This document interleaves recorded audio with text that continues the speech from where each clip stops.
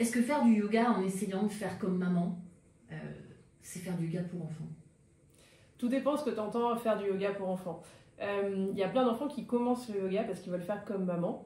En tant que tel, pourquoi pas, moi je dis, toutes les pistes mènent au yoga pour enfants. Après, c'est pas l'enfant, entre guillemets, en soi le sujet, c'est plutôt l'adulte qui va vouloir imposer une figure. Donc le yoga pour enfants, ce n'est pas faire comme maman. Après, si l'enfant a envie de faire comme maman, ça lui appartient. C'est pas la même chose. Alors c'est quoi du coup si c'est pas faire des postures finalement? Alors en fait, le yoga, si tu reprends vraiment, tu vois, dans l'histoire du yoga, tu as ces histoires notamment, tu sais, des 8 branches. Tu prends ton arbre et tu as tes 8 branches. Et en fait, finalement, une posture, c'est une des branches de ton arbre. Le yoga pour enfants, il y a une grosse richesse, c'est-à-dire que l'enfant, il est mûr, il est complètement ouvert pour aller développer sur ces 8 branches. Donc dans les 8 branches, je peux citer effectivement la respiration, le fait que tu peux enseigner des valeurs aussi à un enfant, le fait que tu peux aussi aller dans des ambiances de méditation, visualisation, et du coup réduire ça à, pour l'enfant, lui dire faire du yoga, c'est aller faire un chat, un chien, un arbre. En fait, il peut commencer par ça, c'est-à-dire qu'il va débuter par ces postures-là, mais la richesse du yoga pour enfants est tellement large que c'est dommage de s'arrêter uniquement aux postures. Et est-ce que tu sais pourquoi les enfants ils sont à ce point fascinés par les animaux en fait? Pourquoi ils adorent ça en fait? Les enfants, ils ont ce truc que nous, on perd un peu. C'est-à-dire qu'ils ont, dès leur plus jeune âge, conscience du vivant.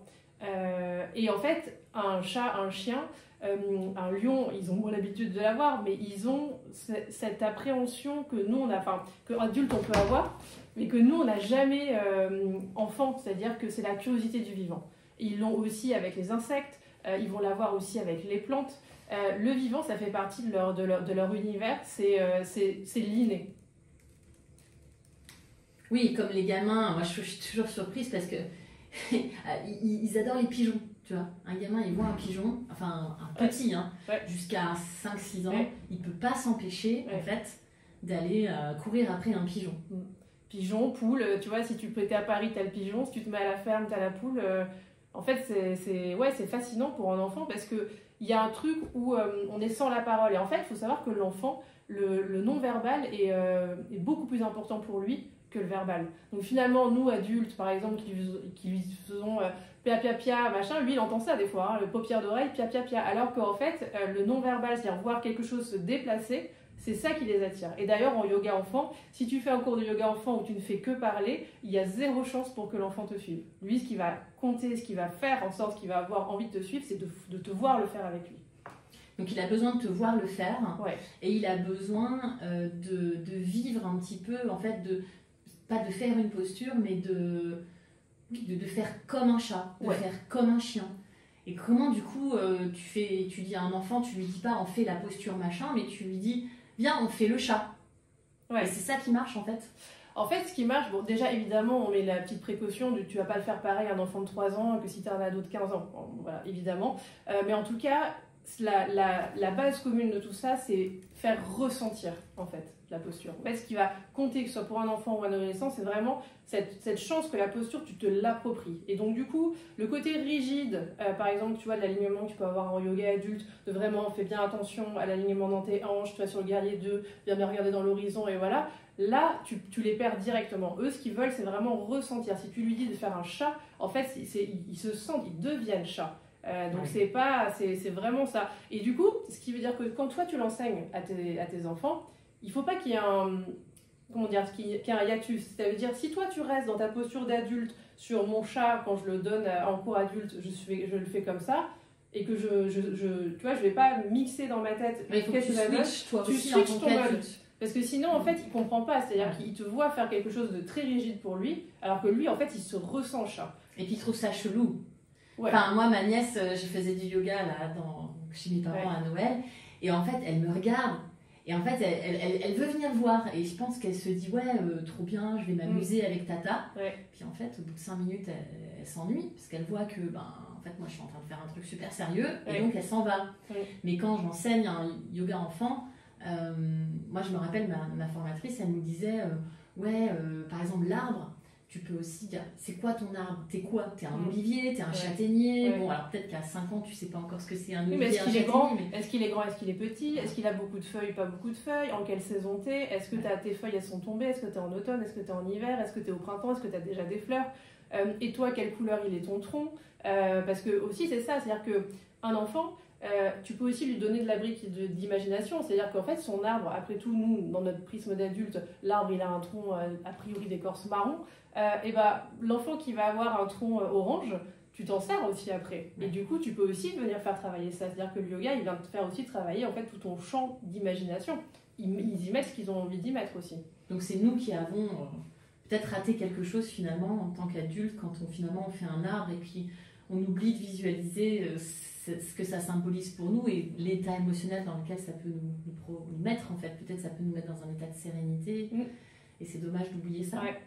Et ce qui est génial d'ailleurs effectivement, c'est que évidemment que quand tu enseignes le yoga pour enfants, c'est bien d'avoir des bases, toi en tant que prof, de savoir que telle posture va faire travailler effectivement la force, le courage, au contraire la douceur. Mais de toute façon, tu le ressens parce que l'enfant, quand tu fais le cours avec lui, il y a des postures où ils sont tous, entre guillemets, dans une force et une énergie incroyable. Bah, dès que tu leur fais faire le lion, globalement, voilà, ça va partir. Mais évidemment, il y a des postures où tu ressens de façon que c'est l'ancrage qui est en train de se jouer. Donc, ce qui est aussi génial, c'est que moi, je dis souvent que, en fait, quand tu fais du yoga avec les enfants, tu apprends beaucoup d'eux aussi. C'est-à-dire que tu peux avoir tes bases, évidemment, tu vas travailler, mais en fait, c'est aussi beaucoup en les regardant que tu vas venir, toi, affiner la façon que tu as de travailler le yoga avec eux. Parce que eux, ils ressentent tellement tout que tu t'affines en fonction de ce que tu vois en face. Mais du coup, je vais parler de Cécile, que tu connais, Cécile Nuel, qui intervient dans la formation, qui a une énorme expérience autant en yoga, en santé, enfant. Et d'ailleurs, Cécile, je ne sais pas si elle te l'a dit, mais elle a écrit plusieurs livres, plusieurs histoires. D'ailleurs, c'est des histoires qu'on peut reprendre, même un parent, même s'il ne donne pas un cours de yoga à son fils ou à sa fille, mais c'est une histoire qui peut faire... voilà, ça peut aider un parent à la maison. Mais comment on fait pour faire comprendre aux gens qu'on forme en tant que professeur de yoga enfant, comment on fait pour faire comprendre vraiment cette importance de l'histoire, parce que nous en tant qu'adultes on a oublié en fait. Alors on regarde Netflix, donc les histoires on adore, d'accord, mais on est un peu détaché finalement de tout ça. Ouais. Bah, c'est pour ça que j'avoue la formation yoga enfant, pour moi c'est une aberration de la vivre en ligne. Quand tu la vis en présentiel, c'est-à-dire que en fait évidemment que si je t'explique la méthodologie, grand 1, grand 2, grand 3, voilà, trouve ton thème, trouve son histoire, et comment on pourrait faire si on fait un jardin enchanté, bon bah toi en tant qu'adulte, tu vas mettre ton cerveau d'adulte, tu vas être là, ok, on m'a bien expliqué, temps 1, temps 2, temps 3, on m'a dit voilà, mets des jardins, mets des fleurs, fais des arbres, fais tout ça, ok, mais tu l'auras pas ressenti dans ta chair. En fait, la meilleure façon, j'ai envie de dire, de le comprendre, c'est de le vivre soi. Donc évidemment, par exemple dans la formation, il y a tout un tas aussi où tu te retombes un petit peu en enfance, enfin tu viens reconnecter, on parle souvent de l'enfant intérieur, on peut l'appeler comme on veut, en tout cas moi je trouve que c'est cette part de joie qu'on a en nous et cette part de ressenti qu'on vient réactiver. Oui, je me rappelle que Chiara était venue avec sa fille et qu'elle a commencé à marcher à 4 pattes dans la salle, etc. Et puis que tout le monde l'a fait. Enfin, j'ai des vidéos, c'est super rigolo. Et c'est indispensable en fait. Il faut que nous, on replonge là-dedans. C'est comme tout, tu peux pas enseigner n'importe quoi, je sais pas, l'anglais, si toi-même tu n'es pas imprégné de l'anglais. Like a fluent English girl, yes. Voilà. Bah, en fait, on est dans un métier passion. Métier passion et finalement... on vit en fait de ça. Et surtout, moi ce que je trouve, c'est que en fait c'est un beau cadeau qu'on se fait. C'est-à-dire que c'est la source de joie. J'en parlais la dernière fois justement avec une élève. En fait, ce qui est génial, c'est si tu es formé au yoga adulte, évidemment tu as tellement de choses et de cordes à ton arc que tu peux venir mettre dans ton quotidien aussi.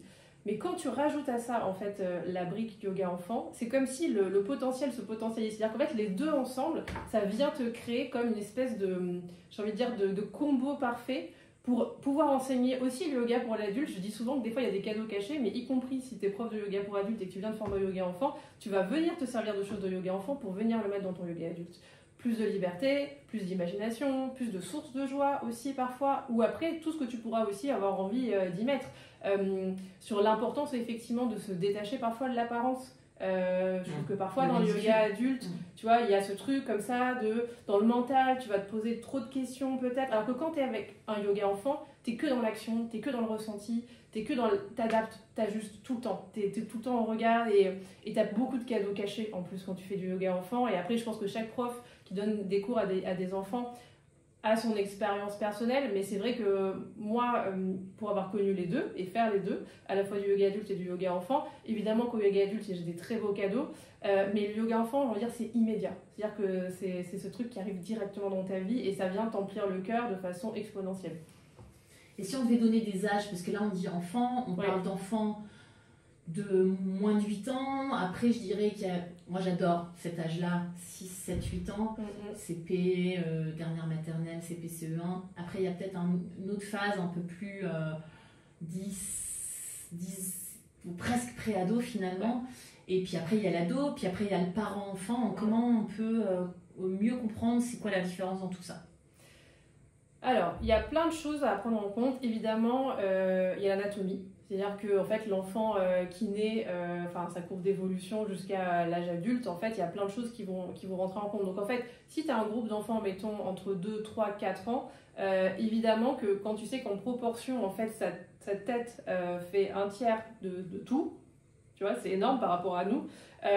Et bah, moi, comme je dis souvent, j'ai déjà vu des enfants de 3 ans faire un chien tatamba hyper chouette. Enfin, je veux dire, même limite bluffant. Facile. Genre, ouais, facile, quoi. Mais il faut quand même se dire que c'est comme si nous, on disait, bah là, t'as un tiers de ton corps et tu le fous comme ça, voilà. Et bah, c'est quand même plus dur, en fait, pour eux à faire.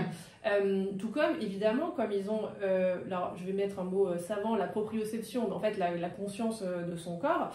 Ce qui est certain, c'est qu'à 3-4 ans, menton, il peut te mettre le menton là. Hein. Donc, le coup de, bon, bah, peut-être parfois il le trouve, mais parfois ça va être le genou. Donc, il y a aussi ce truc-là de se dire finalement, les tranches d'âge, elles servent avant tout à s'adapter au stade de développement, on va dire, cognitif, émotionnel et anatomique de l'enfant. Donc, grosso modo, il n'y a pas non plus une règle fixe parce qu'évidemment, un enfant moteur, alors pour sa motricité, t'es obligé de mettre des guidelines, tu vois, des étapes bien précises. Mais en vrai, ce qu'il faut prendre en compte, c'est que la motricité, elle est vraiment acquise, en tout cas le côté bipède, elle est vraiment à 2 ans. Donc, faire du yoga enfant, avant, c'est pas du yoga enfant. Ça peut être, effectivement, t'as des... C'est de la crèche, quoi. Ouais, c'est... Et moi je dis, il n'y a jamais trop tôt pour commencer à mettre une petite graine, mais en tout cas, vraiment, en tant que tel, faire du yoga enfant avant 2 ans, non. Donc c'est pour ça que je mettrais, si je dois mettre un cap, ça serait 2 ans. Mais si vraiment, vraiment tu donnais tout le potentiel, je dirais que c'est à partir de 3 ans où vraiment tu peux commencer à faire un yoga enfant. Ouais. On parlera un petit peu plus d'anatomie, physiologie, je te poserai des questions ensuite. Mais du coup, comment on voit, comment on fait avec un pré-ado? Moi je disais, perso, l'âge idéal, ouais, on va dire entre 4. Pour moi, l'âge idéal, c'est entre 4 et 8 ans. Ouais. C'est fandard, c'est bonnard, voilà. Oui. Quand on commence, puis alors après, il y a le collège. Parce qu'en fait, finalement, plutôt que de parler de tranche d'âge, on peut peut-être parler de classe. Tout à fait. Parce que c'est là où il y a vraiment des caps incroyables chez les enfants. Ouais. Puis après, il y a l'ado, puis après, il y a le pré-ado, puis après, il y a le parent-enfant. Ouais. Alors, j'ai toujours du mal à imaginer comment articuler un parent-enfant. Ouais. Alors, déjà, je pense que c'est hyper normal. On a toutes et tous nos tranches d'âge de prédilection. Ça fait écho à des choses chez nous. Donc moi, si tu me demandes, effectivement, je pense que moi, je suis comme toi. Le 4-8 ans me fait hurler de rire. J'adore leur spontanéité. Je trouve que c'est le moment où rien n'est bridé, y compris, entre guillemets, parfois leur ressenti. Ce que je trouve assez moi, chouette à venir récupérer et recueillir. Mais pour d'autres qui aiment peut-être des choses plus structurées, plus structurantes et aussi avec, tu vois, aller sur des âges un peu sensibles, effectivement, sur l'adolescence, c'est aussi une grande chance, tu vois, d'aller naviguer sur ce territoire-là. Donc j'ai envie de dire que par rapport aux tranches d'âge, finalement, il n'y a pas de règle, c'est plus, je pense, ton ressenti en tant que professeur de yoga enfant. Après, cette formation-là, elle te sert à comprendre en fait quel enjeu tu dois aller travailler à quel âge. Et évidemment qu'à l'adolescence, il y a tout un enjeu. C'est pas tellement sur comprendre où est ton menton, hein, tu le sais très bien, mais c'est juste que potentiellement, tu sais que tu vas être avec des enfants qui détestent, entre guillemets, leur menton. Et c'est ça que tu dois en fait prendre en compte. Il sait très bien où il est positionné, mais globalement, il va pas l'aimer. Donc c'est ça la différence. Sur le parent-enfant, pour répondre à ta question, en fait, il n'y a pas grand-chose qui change, mais ce qui est très beau dans le parent-enfant, c'est que tu viens nourrir la relation de façon complètement différente. C'est-à-dire qu'un parent, quand il est en lien avec son enfant, globalement, dans le quotidien, il a beaucoup de logistique à gérer, il a un cadre à proposer, il a des horaires potentiellement à respecter. Et en fait, ton enfant, tu l'amènes à des activités. Je sais pas, il va faire de la danse, de la natation, du foot, bref, ce que tu veux. Peut-être que tu as l'habitude de faire des jeux de société. avec lui, bon voilà, mais en fait si tu te poses la question en tant que parent, c'est quoi tes moments que tu peux créer où c'est pas toi le chef, c'est pas toi qui pilote, t'es pas garant de rien, il y a comme un couple en fait, où tu te retrouves finalement, enfin c'est ouais. pas le même...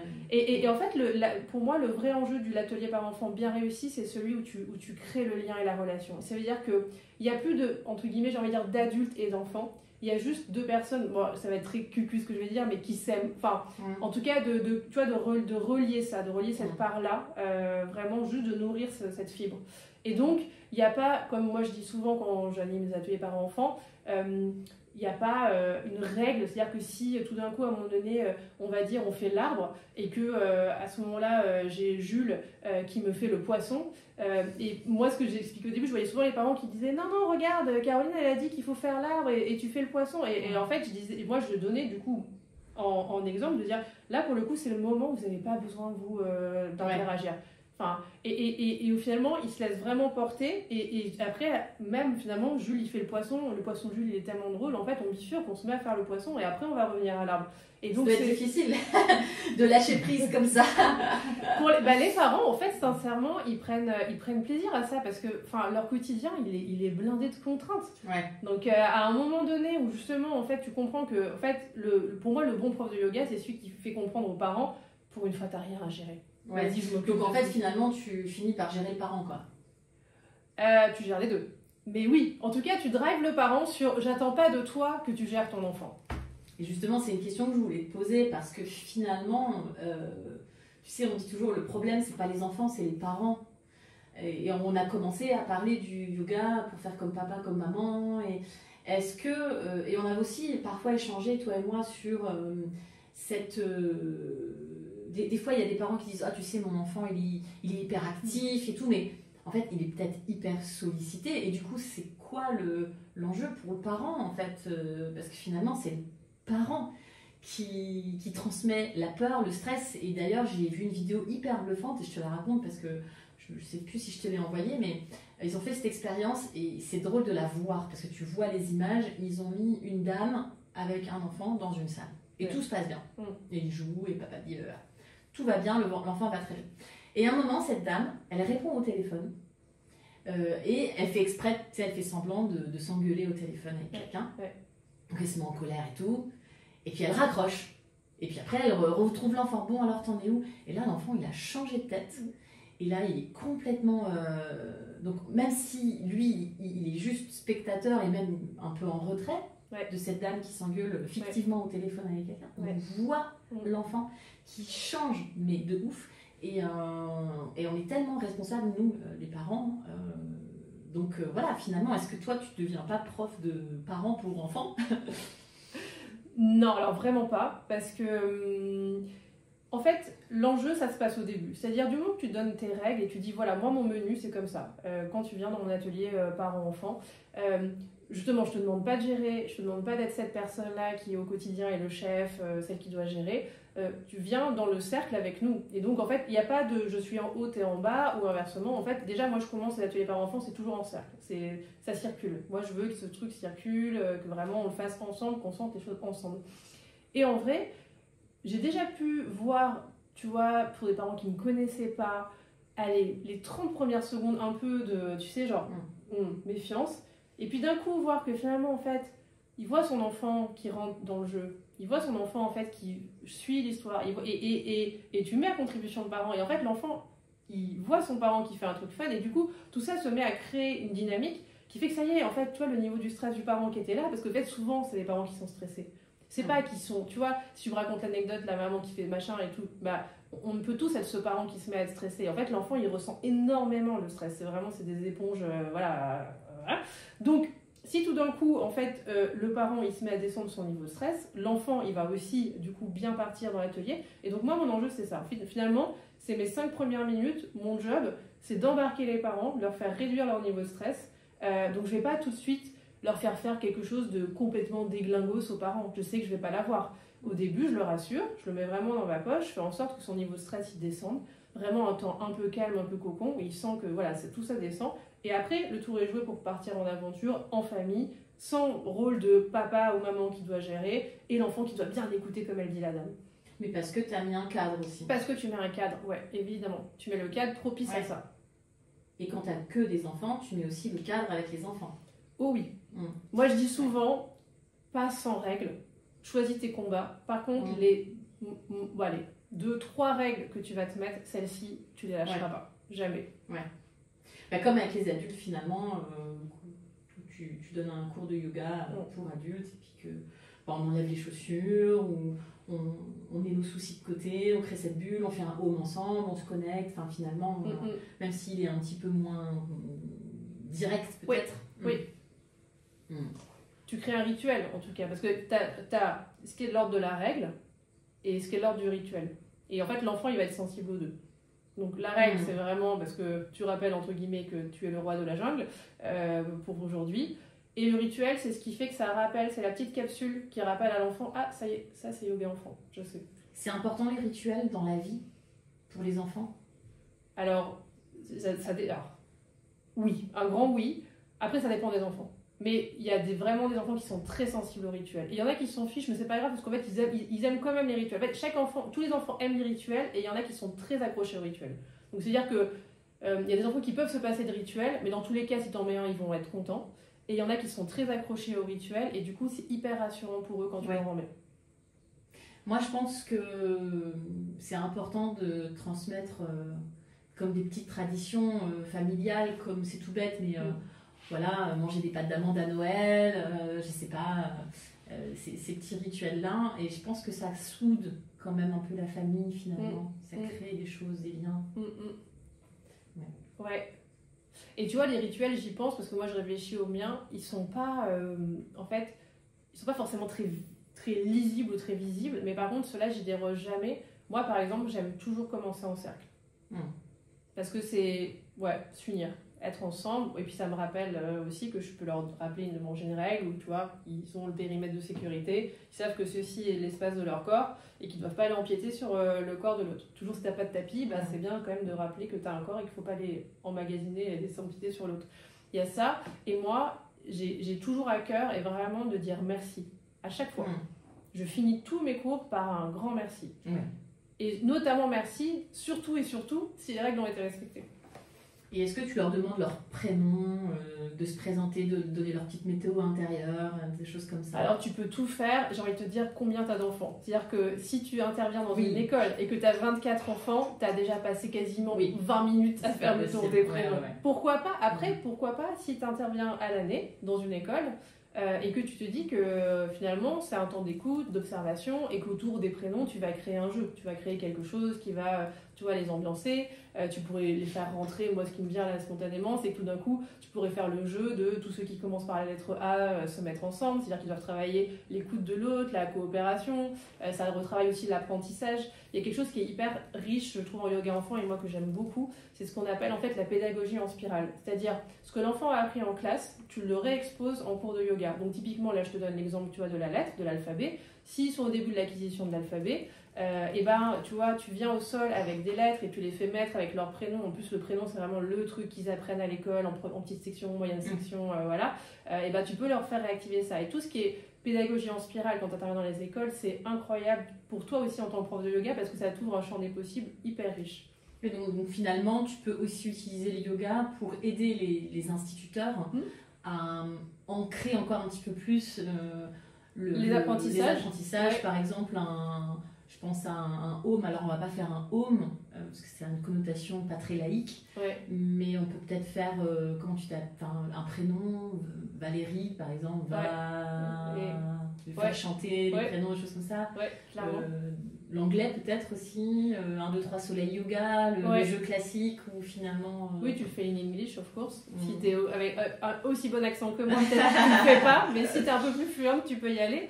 Après, tu vois, ce qui me vient, c'est que moi, ce que j'aime bien demander aux maîtresses, c'est si elles ont un thème en ce moment. Et moi, ça m'est arrivé une anecdote que j'avais trouvé mortelle, parce que en gros, elle me dit « Ah non, mais là, vous n'allez rien pouvoir en faire. » Et je lui dis « Dites-moi toujours. » Et là, elle me dit « On travaille sur la Renaissance. » Moi, génial! Ça m'excite incroyablement. Je suis là, j'ai tout, machin. Et en fait, je lui dis, quel tableau vous faites en ce moment? Donc elle me dit les tableaux, et moi j'en rajoute. Et en fait, si tu prends globalement la Renaissance, t'as le fameux Manpower. Manpower, c'est quoi? C'est un monsieur qui est en forme de X, en forme de T. C'est un monsieur qui est dans un rond, dans un carré. Non, mais beaucoup trop d'excitation, elle travaillait ça avec les enfants. Et du coup, la maîtresse qui m'a vue, parce qu'elle, pour le coup, elle était avec moi quand j'ai donné le cours, et à la fin, elle était complètement, entre guillemets, excitée et bluffée en disant, mais c'est incroyable, vous avez vraiment réussi à tout prendre. J'ai dit, bah oui, en fait, du moment qu'on part dans un état d'esprit d'apprentissage, bien sûr, quand le yoga, on peut venir le réactiver. Et pour répondre aussi à ce que tu disais, c'est évidemment, ça aide l'enseignant, mais c'est aussi incroyable pour les enfants. Parce qu'en fait, les enfants, tu viens travailler aussi leur source de fierté. Tu vois, je leur ai donné accès à quelque chose différemment avec du yoga, mais ils savaient, tu vois, ils répondaient à la question. Finalement, ils se rendent compte qu'ils ont compris. Ouais, ils ont compris, tu vois. Ils se souviennent que c'est Botticelli qui l'a fait, celui-là. Ils se souviennent que dans la visualisation, la dame, elle a une robe un petit peu comme ça.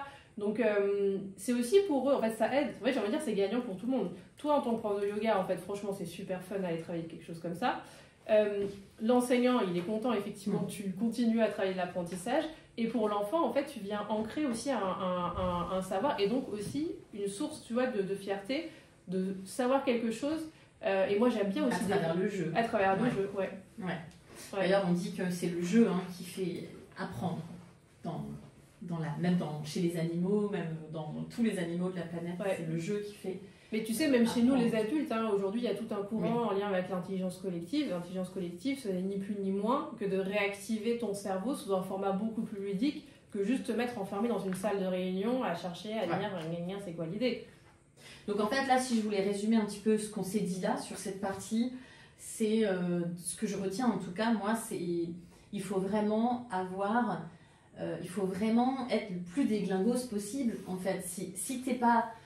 Si t'es pas en mode déglingos, je vais faire un truc, la renaissance, des ronds, des carrés, enfin toi tu vois des ronds, des carrés, un bonhomme qui fait les bras comme si, c'est-à-dire que pour que toi tu arrives à voir ça en tant qu'enseignante, il faut vraiment que tu te laisses accès à la partie la plus fun de toi. Et ça, je pense que Élune, c'est génial. Je pense que c'est vraiment ça, finalement, l'enjeu. Ouais. Après, pour nuancer, c'est-à-dire que finalement, tu sais, dans la phase de créativité, tu as la divergence, la convergence. Et nous, en tant qu'adultes, on va droit au but, tu vois. C'est normal, en fait, on n'a pas de temps. Donc, on va direct sur la convergence, tu vois. Du coup, c'est pas d'être déglingos, mais c'est s'autoriser à être dans la divergence. C'est s'autoriser à se dire, là, c'est vrai que spontanément, je ne saurais pas comment y aller. Mais si tout d'un coup... je prends le petit pas de côté et de me dire mais comment je pourrais l'adresser. Tu sais, c'est ce truc de dis pas non, enfin essaye. Ouais, dis oui comme parce un que pro.